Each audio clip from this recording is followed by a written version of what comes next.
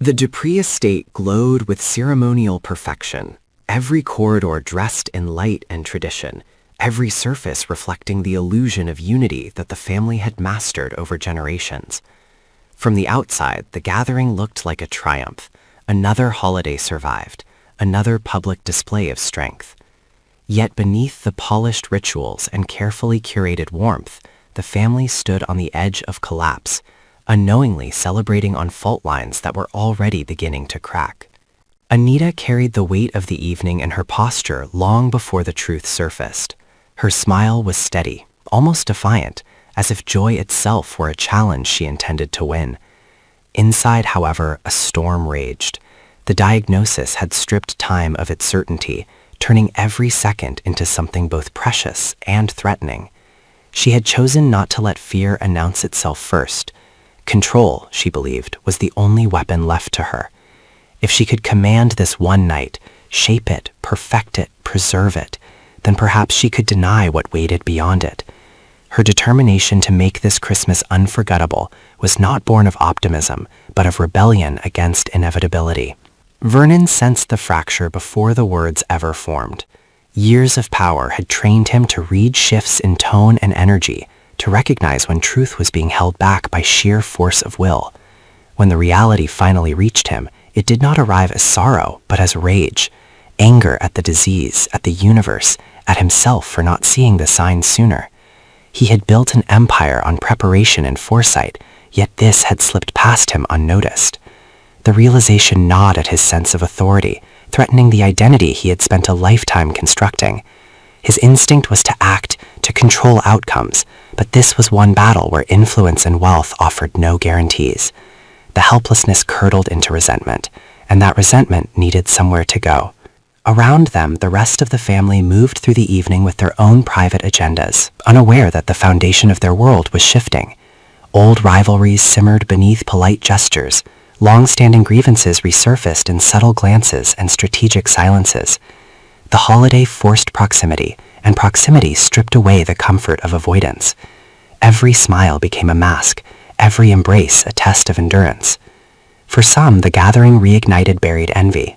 Success within the Dupree name had never been evenly distributed, and Christmas had a way of magnifying disparities. The sight of Anita at the center, graceful, composed, commanding attention, provoked a quiet bitterness in those who felt perpetually overshadowed. Her strength, once admired, now inspired resentment. To them, her illness represented not tragedy, but a shift in balance, an unspoken opportunity that filled them with shame even as it tempted them. The guilt of such thoughts only deepened their internal conflict, fueling anger they could neither justify nor suppress. Others wrestled with fear disguised as loyalty. The possibility of loss forced questions that had long been deferred. Who would take control if Anita could no longer hold the family together? What secrets might surface if the matriarch's authority weakened? These unspoken concerns hardened into defensive calculations. Alliances quietly adjusted. Trust, already fragile, began to erode as individuals prioritized self-preservation over unity. What appeared as concern on the surface concealed strategic positioning beneath. Anita, perceptive as ever, sensed the shift almost immediately. She recognized the familiar tension that preceded conflict, the subtle signs of fracture that only someone deeply embedded in the family's emotional architecture could detect. Rather than retreat, she leaned into the role she had always played: protector, anchor, symbol of continuity. Yet this time, the effort cost her more than she was willing to admit. Every step, every gesture required a negotiation between pride and vulnerability. She refused to be reduced to a diagnosis, even as her body reminded her of its limits. The strain exposed fault lines in her closest relationships. Long-standing bonds were tested by unspoken accusations and misplaced blame. Some resented her secrecy, interpreting it as manipulation rather than protection. Others questioned whether her determination was courage or denial. The more she insisted on perfection, the more it unsettled those around her, provoking reactions she could not fully control. What she intended as an act of love began to feel to others like an imposition, a demand that they ignore their own fear to preserve her vision of normalcy. Vernon's internal conflict intensified as the night progressed. His instinct to shield the family clashed with his growing frustration at being excluded from the truth for so long. Loyalty warred with wounded pride. He found himself scrutinizing every interaction, searching for signs of betrayal, real or imagined. The knowledge that others might already be recalculating their positions ignited his defensive instincts. Power had taught him that vulnerability invited exploitation, and the possibility that Anita's condition could destabilize the family made him see enemies where there were once allies. Meanwhile, unresolved betrayals from the past resurfaced under the pressure of the moment. Old compromises, once justified as necessary, now felt like moral failures. The holiday atmosphere stripped away distractions, forcing characters to confront choices they had buried beneath success and tradition. Some grappled with regret, others with the fear that their past decisions would soon come due. The knowledge that time might be running out for forgiveness or revenge added urgency to every thought. As the evening wore on, the tension became palpable, an invisible force pressing against the walls of the estate. The decorations, once symbols of joy, began to feel oppressive, reminders of expectations no one could fully meet. The family's collective effort to maintain appearances only heightened the sense of impending collapse.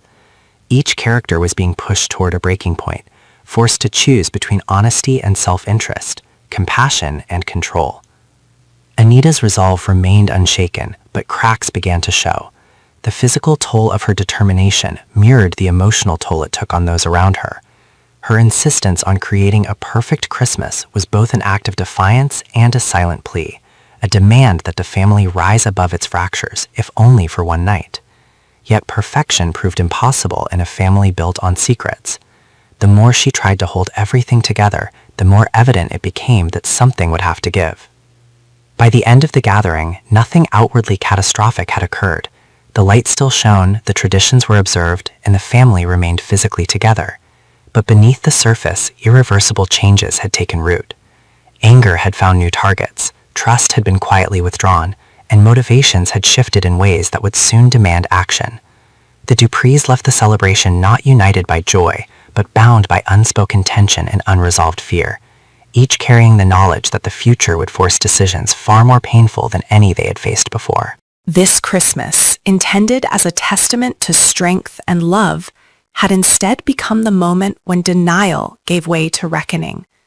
The family stood at the threshold of a new reality, one where loyalty would be tested, betrayals would surface, and survival, emotional as much as physical, would demand sacrifices none of them were prepared to make.